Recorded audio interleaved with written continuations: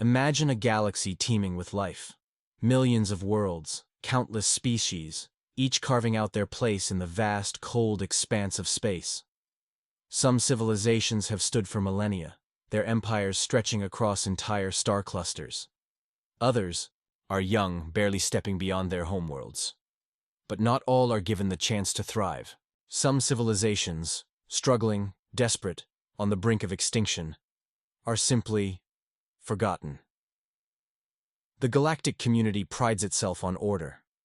The great empires and federations maintain peace, at least for those they deem worthy. But when a civilization falters, when famine or war or disease grips a world too weak to recover, the galaxy does not extend a helping hand. It turns away. There are laws, agreements, protocols.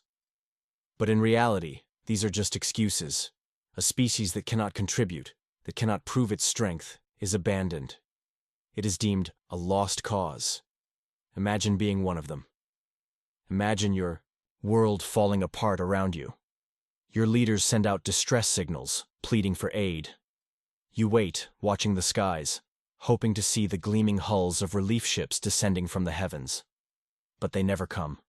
The bureaucrats of the Galactic Council convene in their grand chambers, debating policy, weighing costs. They talk of limited resources, of strategic priorities.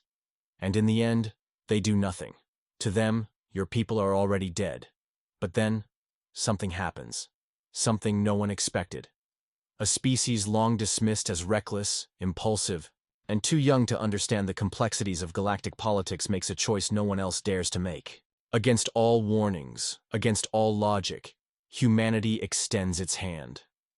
The galaxy turns its back on the forgotten, but humanity refuses to.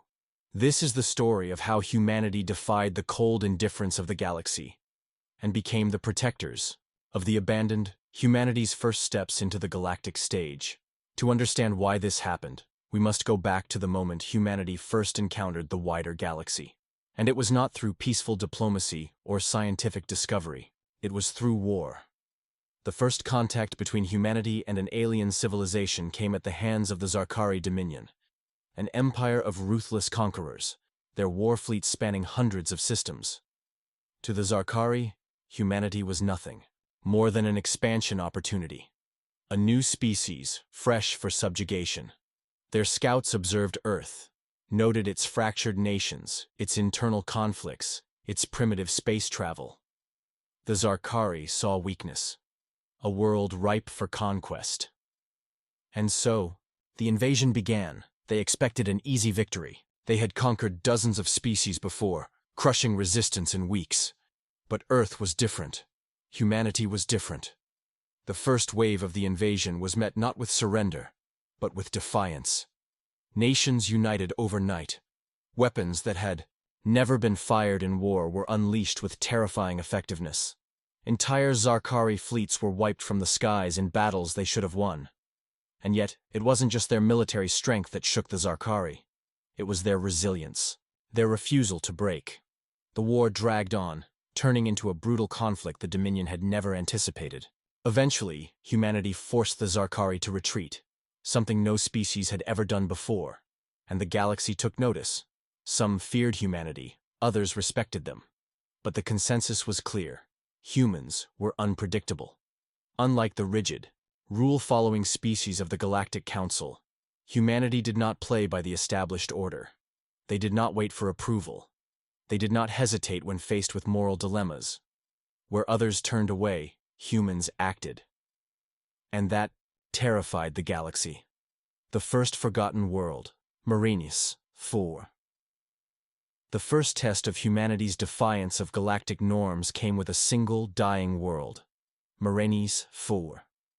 Once, Marinus 4 had been a thriving colony under the Telrith Consortium, a powerful trade empire known for its economic dominance. But when internal conflicts erupted into full-scale war, the consortium abandoned the planet.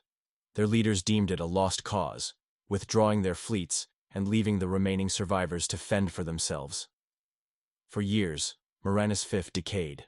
Its once glistening cities became ruins, its people scavengers among the wreckage of a world they had once called home. Disease, famine, lawlessness, The colony was a graveyard waiting for its last inhabitants to die. The galaxy was well aware of its fate, but no one cared. The consortium filed reports citing unrecoverable losses. The Galactic Council reviewed the case and determined that intervention would be cost prohibitive. Other species argued that it was best to let the colony collapse naturally, and so, the universe turned its back, until humanity arrived.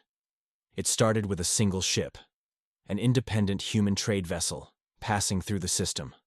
When the crew intercepted distress signals, they made a choice that no other species would have. They landed, they saw the devastation, the suffering, and instead of reporting back to Earth and moving on, they did something radical. They helped. The crew distributed supplies, treated the sick, and repaired what little infrastructure they could. News of Morena's Fee's state reached Earth, and within days, the decision was made. A fleet of human relief ships, funded not by political decree, but by private donations, humanitarian efforts, and independent organizations, was dispatched to the dying world. Engineers, doctors, volunteers, all arriving with one purpose: to save those who had been left behind. The galaxy's reaction: confusion and outrage. The response from the galactic community was immediate and overwhelmingly negative. Why waste resources on a dead world? They asked. This is not humanity's problem. Let nature take its course. The Galactic Council held emergency meetings. They accused humanity of interfering with an internal matter. The Telrith Consortium, who had abandoned Morenas V, demanded that Earth cease its operations immediately, claiming the planet still belonged to them, despite having left it to rot. Other species whispered that this was a power move, that humanity was using this as a way to establish a foothold outside their own system. But humanity didn't care. For the first time in galactic history, a species had acted not out of self-interest, not out of strategy, but because it was the right thing to do. They rebuilt hospitals, restored food production, and established a security force to protect the people from raiders and warlords who had taken advantage of the planet's collapse. And the galaxy watched in stunned silence. Because if humanity was willing to go this far for one forgotten world, what else were they capable of? As the humanitarian fleets continued their operations on Morenas V, the rest of the galaxy scrambled to make sense of what they were witnessing. To the Galactic Council, this level of intervention was not only unprecedented, it was dangerous. The unspoken rule had always been simple. Survival was a privilege, not a right. The strong flourished, and the weak were left to perish. It was the way of the cosmos. But humanity? They did not see it that way. For them, abandoning a suffering people, regardless of species or political standing, was not an option. While other civilizations hesitated, debating over laws and logistics, humans acted. They did not seek permission. They did not wait for approval. They simply did what had to be done. And in doing so, they revealed something the galaxy had long forgotten. Compassion was not a weakness. It was a force more powerful than any fleet, more enduring than any empire. But this act of defiance did not go unnoticed. In the shadowed halls of the Galactic Council, whispers turned into alarmed discussions. The great powers of the galaxy did not understand this human impulse, and what they could not understand, they feared. The Galactic Council called for an emergency summit, demanding that humanity justify its actions. Representatives from Earth arrived, not as warriors or conquerors, but as ambassadors of a different kind of power. Their argument was simple. If the galaxy would not protect its most vulnerable, then humanity would. If the Council would not take action, then Earth would. The reaction was immediate and divided. The division in the galactic community: some species were outraged. The Telrith Consortium, despite having abandoned Morenas V, accused humanity of violating territorial sovereignty. This is interference, they argued. A blatant overreach into affairs that do not concern them. Other empires, particularly those built on conquest and exploitation, saw humanity's actions as a threat to the natural order of galactic power. If the weak were saved, if the forgotten were given a second chance, what precedent would that set? Would humanity start rescuing species that had been conquered? Would they disrupt the economic balance by offering aid where suffering had once ensured control? But there were others. Those who watched in silence, considering what humanity's actions truly meant. The Galactic Council had always been an exclusive club, favoring the powerful, the established, the wealthy. Entire species had been left in the margins, ignored, discarded, deemed unimportant. Some had lived in fear for generations, knowing that if disaster struck, no help would come. And now, they saw hope. For the first time, they saw a species that did not turn away. A species that chose to protect the forgotten, despite the cost. And that terrified the old powers of the galaxy more than anything. The retaliation, when the galaxy struck back, as Marinus V began to recover under human aid, a shadow loomed over the operation. The Telrith Consortium, furious at being shamed, on the galactic stage, issued an ultimatum. Humanity must withdraw, or they would take matters into their own hands. Earth refused.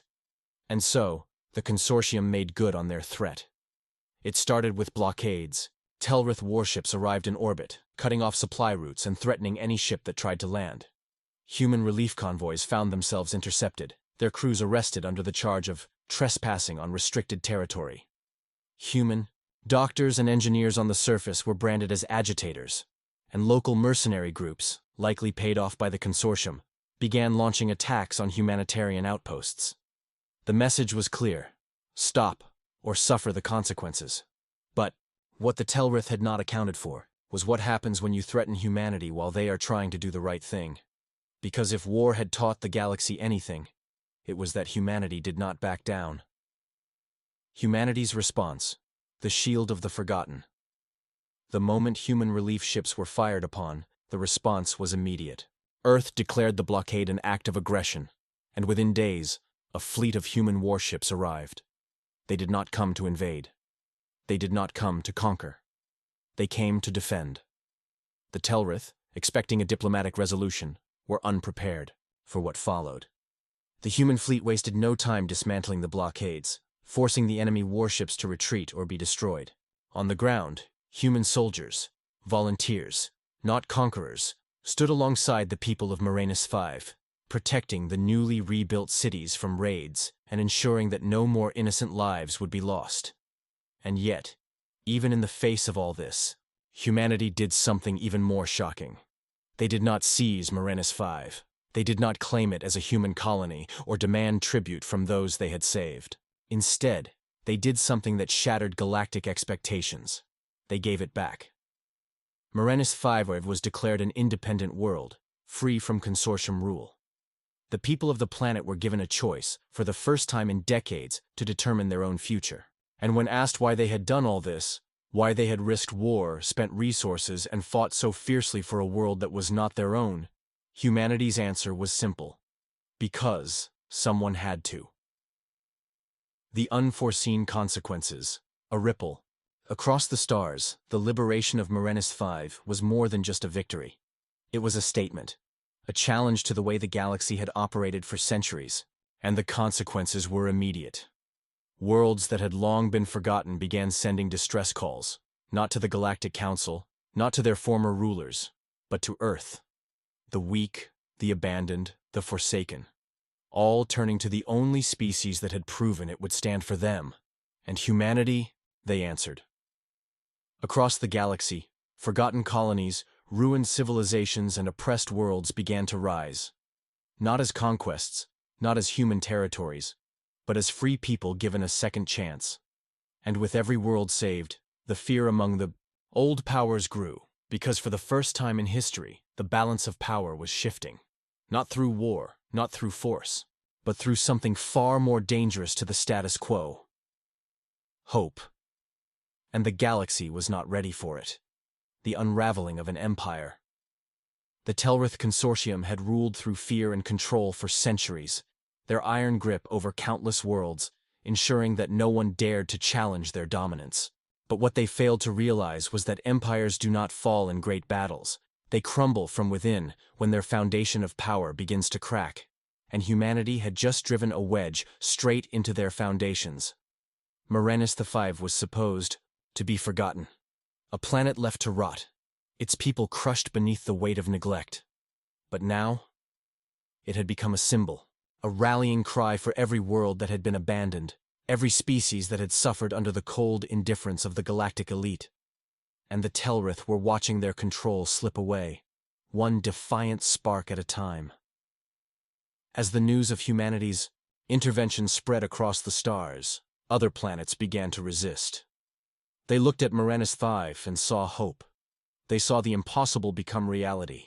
A world once left for dead now thriving, free from the chains of its oppressors. And so, rebellions began. On the outer edges of the consortium's dominion, forgotten colonies that had been left in ruin for decades began to rise up. Entire planetary populations, inspired by humanity's actions, refused to continue being pawns in a system that had abandoned them. They seized control of their own cities, dismantled the exploitative industries forced upon them, and declared their independence.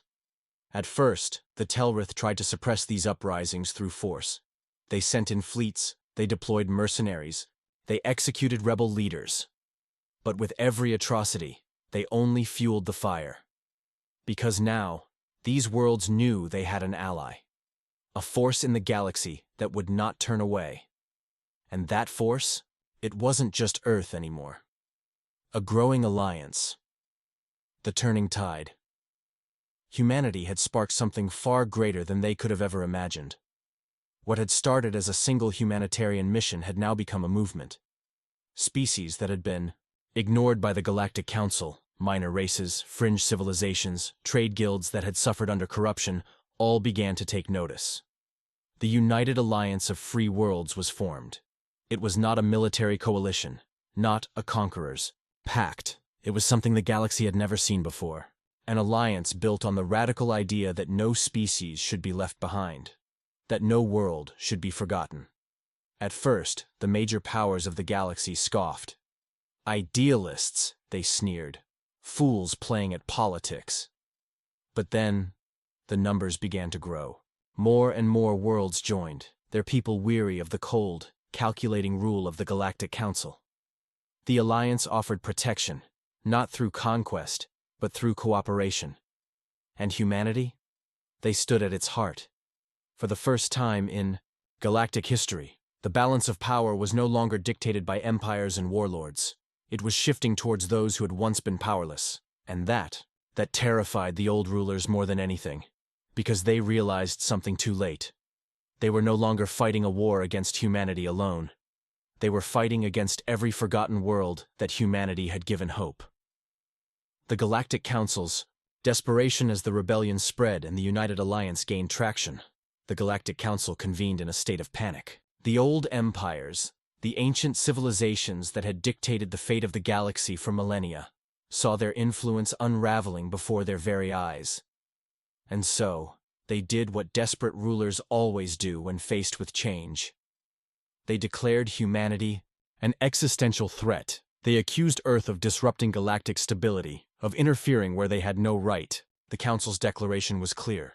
Humanity was to be sanctioned, cut off from galactic trade, isolated from diplomatic affairs. Any world found aiding humanity or the United Alliance would be punished. It was a declaration of war in all but name. The Council expected humanity to back down, to fold under economic pressure, to retreat from the galactic stage. But they had made a fatal mistake. They had forgotten who they were dealing with, because Earth had never been part of their political games. They had never relied on galactic approval, never sought the Council's favor. Humanity had built its own fleets, its own industries, its own path among the stars. And now, with the full force of the United Alliance standing beside them, they were more powerful than ever before. The Galactic Council had hoped to break humanity's resolve. Instead, they had just united every oppressed world in the galaxy against them. The first strike. The war begins. The old powers of the galaxy were not going to go down without a fight. If they could not control humanity through politics and sanctions, then they would do what they had always done. They would crush them with force. The first attack came without warning. Telrith fleets, backed by the might of the Galactic Council's most powerful empires, launched coordinated strikes against human trade routes, targeting supply convoys and alliance border worlds. They sought to starve humanity, to choke off their growing influence before it became unstoppable. But they had miscalculated, because humanity did not fight alone anymore. Across the United Alliance, fleets mobilized, not as conquerors, not as invaders, but as defenders of the worlds the Council sought to silence. What the Council had failed to realize was that this was not just humanity's war anymore. This was a war for every species that had been abandoned, every civilization that had been deemed unimportant. And the moment the first human warship arrived on the battlefield, the message was clear. They would not back down. They would not abandon those who had put their trust in them. They would fight, and they would win. Humanity's strategy, a war unlike any other. When the Galactic Council declared war, they assumed they were fighting another empire, a military power that played by their rules, followed the old strategies of fleet engagements and planetary occupations. But humanity was not like the civilizations they had crushed before. They did not fight for conquest or territory. They fought for survival, and for the forgotten. And in war, humanity had always been unpredictable. The first step of their strategy was to reshape the battlefield itself. Instead of holding static defensive lines, they turned the very foundations of interstellar warfare against their enemies. Using their deep space engineering expertise, they fortified asteroid belts, turned entire moons into weapons platforms, and constructed hidden outposts in the dark void beyond conventional travel lanes. They disrupted supply lines in ways the Council had never seen before. Human cyber warfare units crippled enemy logistics, shutting down trade networks and leaving entire fleets stranded without fuel. Their advanced drone swarms harassed convoys, forcing the enemy to stretch their forces thin just to keep their ships moving. And when the Council tried to strike back, they found themselves chasing shadows. Human fleets did not engage in conventional battles. They struck fast and hard, using hit-and-run tactics that left enemy formations in chaos. They disabled warships rather than destroy them, sending crews adrift in the cold void, forcing the Council to rescue their own. Every battle was psychological, as much as it was physical. The message was clear. Humanity did not need to win through brute force. They only needed to outlast, and while the Council burned its own resources in a desperate attempt to maintain control, humanity and the United Alliance grew stronger. The rise of the United Alliance fleet. As the war escalated, something unprecedented happened. The United Alliance was no longer just a coalition of the weak, the forgotten, the overlooked. They had become something far greater.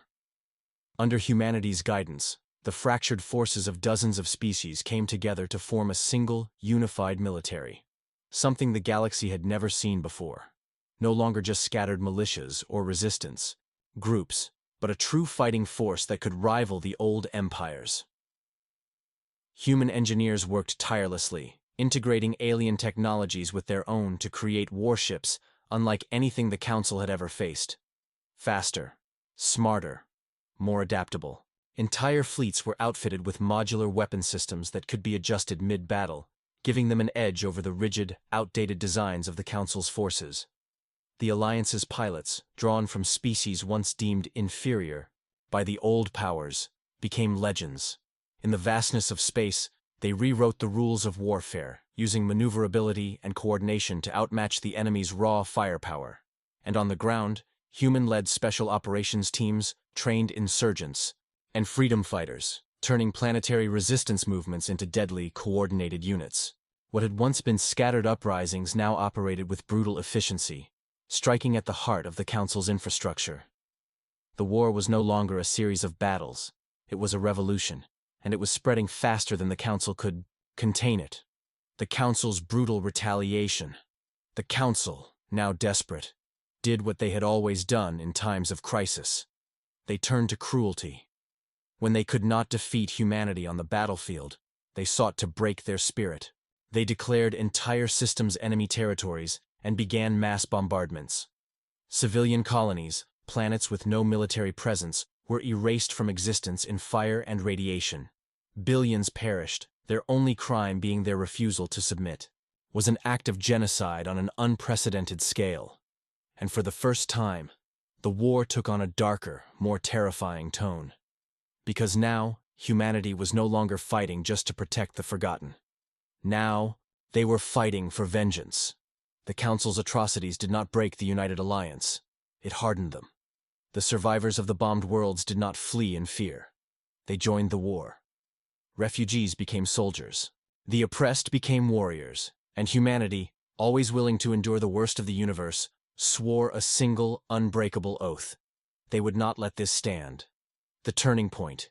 Humanity's ultimate weapon. As the war reached its breaking point, humanity unleashed something that changed everything. It was not a weapon of mass destruction. It was not a superweapon designed to wipe out planets. No.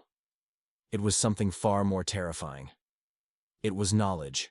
For centuries, the Galactic Council had built its power on secrecy, on hiding the dark truths of the universe from those beneath them. They controlled history, manipulated records, erased entire civilizations from existence. But humanity had a habit of uncovering the truth, and when they did, they broadcast it across the galaxy. Through hacked networks, hidden transmitters, and even intercepted council communication channels, humanity revealed the horrors the old empires had committed. Every secret war, every suppressed rebellion, every species they had quietly exterminated over the millennia.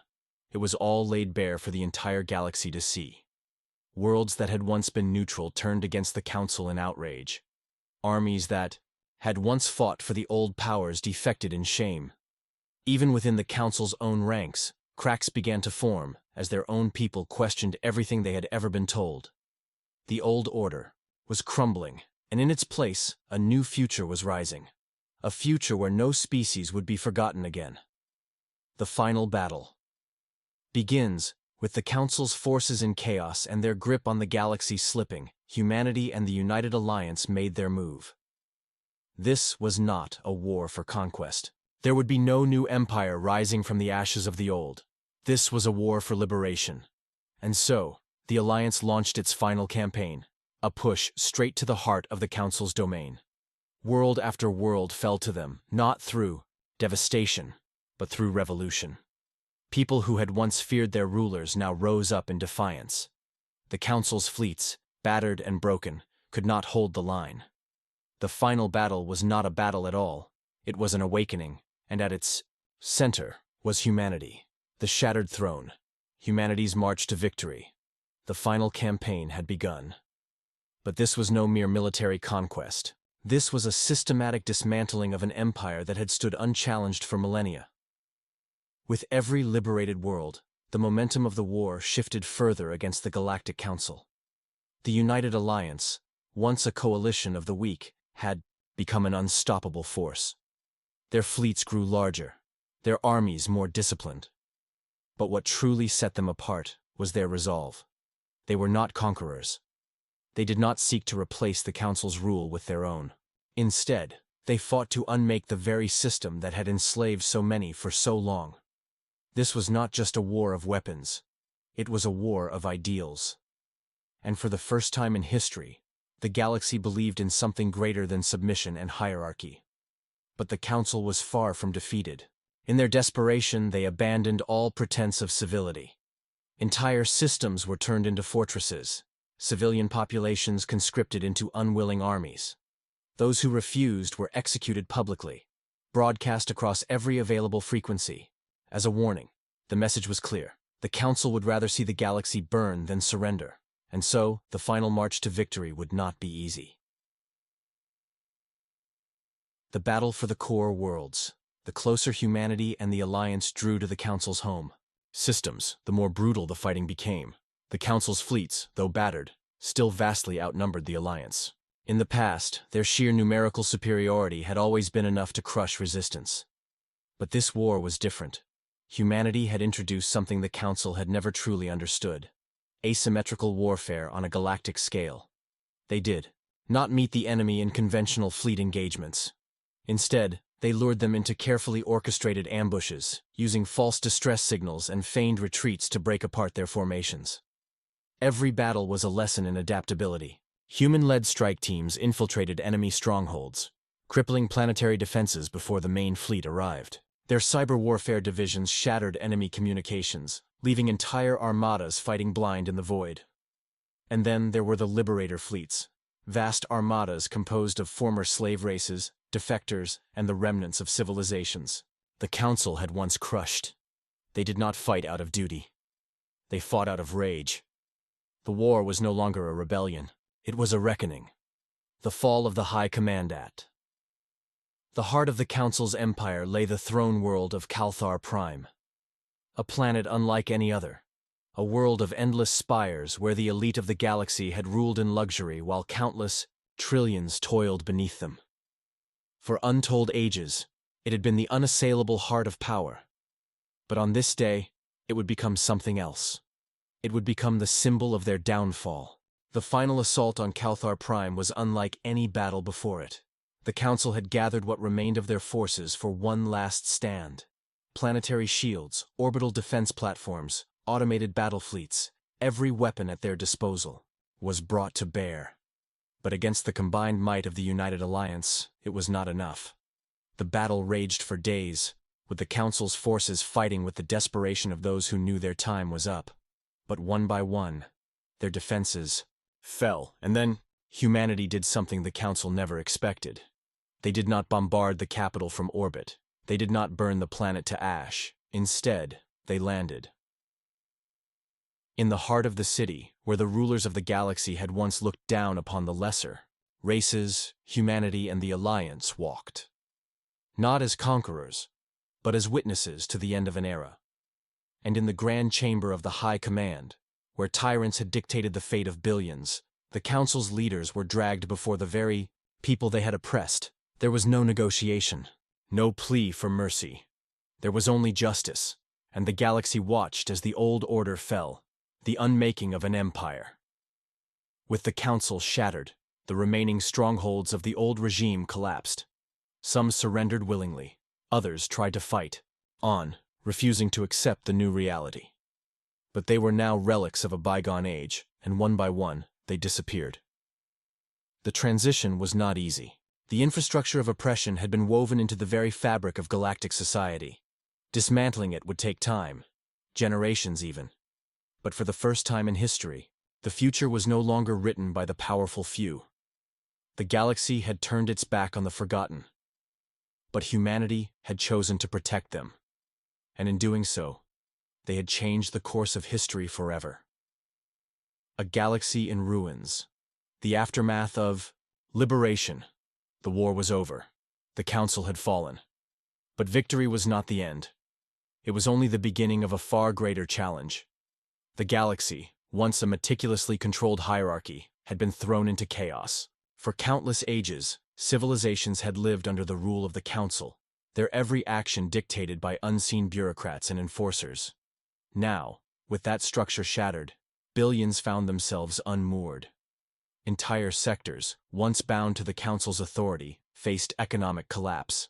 Their trade networks had relied on forced labor and oppressive taxation.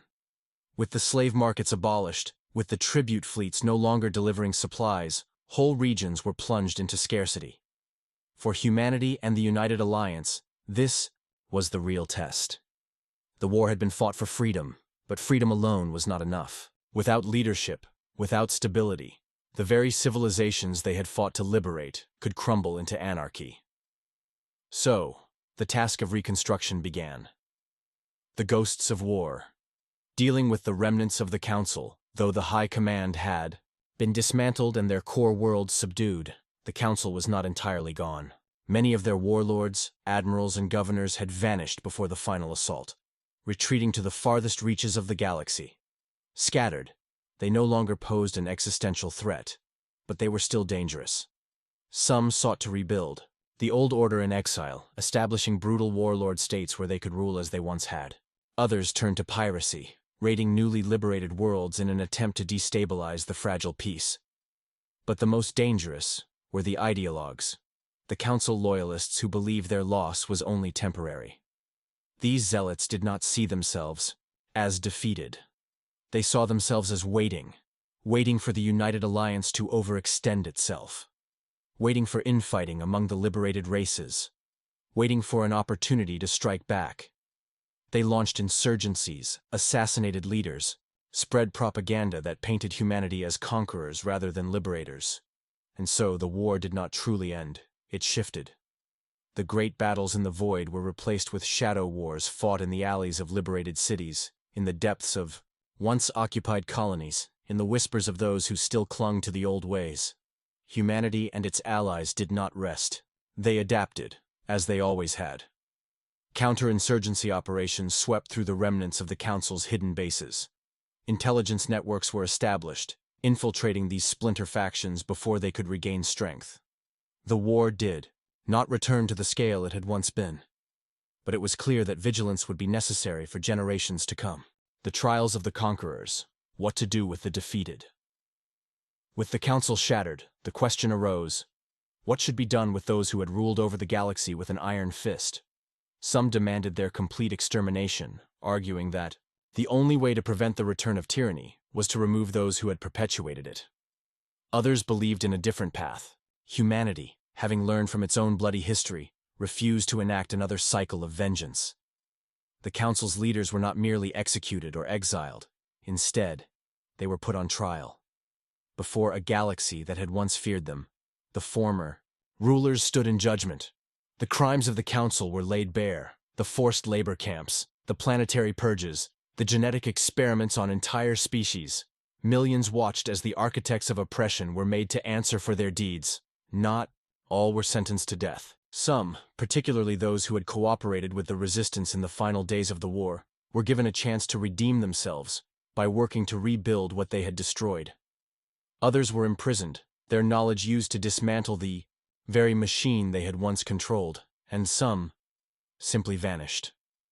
There were whispers of secret deals, of former Council officials being taken by unknown factions. Some said they had fled into uncharted space, where they would wait for the day they could return. No one knew for certain. The burden of leadership. Could humanity be trusted? Though humanity had been the driving force behind the liberation, a new fear began to take root. What if they had simply replaced one empire with another? Some among the liberated races whispered that humanity's presence was too strong, their influence too pervasive. Would the United Alliance become just another version of the Council? Would humanity, having won the war, now seek to rule the galaxy it had saved? It was a question even humanity's own leaders struggled with. They had fought for freedom, but freedom without structure led to chaos. There were those among the human leadership who believed that the only way to ensure lasting peace was to take control, to establish a new governing body that could guide the galaxy forward. Others, however, rejected this idea entirely. Humanity had not fought to become rulers. They had fought to break the chains that bound others. In the end, they chose the harder path. Instead of seizing power, humanity stepped back. They helped establish new governments on liberated worlds, ensuring that no single race would hold dominion over the others. They worked to rebuild trade networks, re-establish infrastructure, create diplomatic channels where once there had only been mandates from the Council's throne world. And then, when the time came, they made an unprecedented decision. They dissolved their war fleets. Not entirely. There were still threats that required defense. But humanity made it clear that they would not become the next galactic superpower. Instead, they focused on innovation, exploration, and diplomacy. They would be guardians, not rulers. It was a choice that shocked the galaxy, but it was also the choice that cemented humanity's place, not as conquerors, but as legends. The dawn of a new age with the Council gone, with the last remnants of their rule erased, the galaxy was left with something it had not known for thousands of years. Possibility. For the first time in living memory, civilizations were free to forge their own destinies. There was no singular ruler dictating the course of history, no vast empire enforcing its will, no hierarchy of oppression determining who could rise and who must remain in servitude. The United Alliance, once a desperate coalition, became the foundation for a new era of cooperation. And at its heart stood humanity. The species that had refused to turn away from the forgotten, the species that had defied the old order and reshaped the stars. But even as the galaxy healed, as new alliances were forged and old wounds began to close, a single truth remained. The past was not so easily forgotten, and in the shadows of distant worlds, there were those who still longed for the return of what once was. The age of the Council had ended, but the story of the galaxy was far from over. The ghosts of the old order, unfinished business. The war had ended. The United Alliance had secured victory, and the Council's dominion was no more. Yet the scars of oppression ran deep, and the echoes of the old order refused to be silenced. Despite the trials and purges, not all of the Council's agents had been captured. Many had vanished into the void, retreating to the outermost fringes of the galaxy, where the reach of the Alliance was weakest. There, they regrouped in secret enclaves, gathering their shattered forces, waiting for the right moment to strike. Some of these remnants saw themselves as heirs to the fallen empire, determined to rebuild what had been lost. Others sought only vengeance, willing to watch the galaxy burn if they could not rule it. These warlords, insurgents, and fugitive elites became a constant thorn in the side of the new order, striking from the darkness with the hope that one day the Alliance would falter. But humanity had already prepared for this inevitability. Rather than stretching their forces thin in an endless game of whack-a-mole, they developed a new strategy, turning the very races that had once been enslaved into their own defenders. Intelligence agencies were formed on liberated worlds, specialized strike teams trained to hunt down these lingering threats. The Alliance worked with local resistance groups that had once fought against the Council's tyranny, granting them the means to secure their own futures. Over time, these insurgencies lost strength, their bases exposed, their supply lines cut, their influence eroded. Some of their leaders were captured and brought to justice. Others vanished into deeper exile, becoming mere whispers in the dark. Would they one day return? Possibly. But if they did, they would not find a galaxy that would welcome them. The era of the Council was well and truly over. Humanity's greatest challenge. Reshaping the galaxy's future victory was a fleeting thing. Destroying an empire was one challenge, but building something better in its place was another entirely. The liberated races, for all their gratitude toward humanity and the United Alliance, faced an uncertain future. Without the Council, there was no single government to dictate the affairs of the galaxy. There were no predefined rules, no ancient protocols to follow. What would replace the old regime? Would the newly freed civilizations form their own independent governments, each fending for itself? Would they seek alliances with others, forging bonds of mutual cooperation? Or would the power vacuum lead to infighting, as old rivalries and long-buried grievances resurfaced? It was a delicate balance. Some species, having suffered under the Council's rule for centuries, demanded harsh reparations from those who had benefited from its existence. Others sought revenge, hoping to turn the tables on their former oppressors. To prevent a second war from igniting, humanity and its allies took on the role of mediators. They did not impose their will. They did not dictate terms. Instead, they acted as guides, ensuring that negotiations between factions remained civil, that grudges did not escalate into conflicts, that the galaxy did not destroy itself in the wake of its newfound freedom. This was humanity's greatest test, not as conquerors, but as diplomats. They helped establish economic recovery programs, rebuilding trade networks that had been disrupted by the war. They facilitated peace talks between rival species, urging cooperation over retaliation. They introduced technologies that could help devastated worlds recover, ensuring that no one was left behind in the wake of the Council's collapse. But most importantly, they did something no empire in history had ever done before. They stepped back. The choice that defined humanity, power or principle. At the height of their power, humanity could have claimed dominion over the galaxy. They had the strongest fleets, the most advanced strategies, the loyalty of countless liberated species. The path of conquest was open before them, the stars theirs for the taking, but they refused. They remembered the lessons of their own history, the empires that had risen and fallen, the cycles of oppression and rebellion that had played out across their own world. They knew that absolute power would corrupt, as it always had. So, instead of ruling, they chose to protect. They disbanded much of their war fleet, leaving only enough to maintain peace rather than impose dominance. They withdrew from the territories they had conquered, ensuring that local civilizations were free to govern themselves. And when the time came to form a new galactic government, humanity did not place themselves at its head. Instead, they ensured that the power was shared. The United Alliance evolved into something greater, a coalition of equals, where every species, regardless of size or strength, had a voice. Humanity took a seat at the table, not as rulers, but as guardians, willing to step in if injustice arose, but never claiming authority for themselves. It was an act that stunned the galaxy. For the first time in history, a civilization that had one absolute power chose not to use it, and that decision changed everything. A legacy.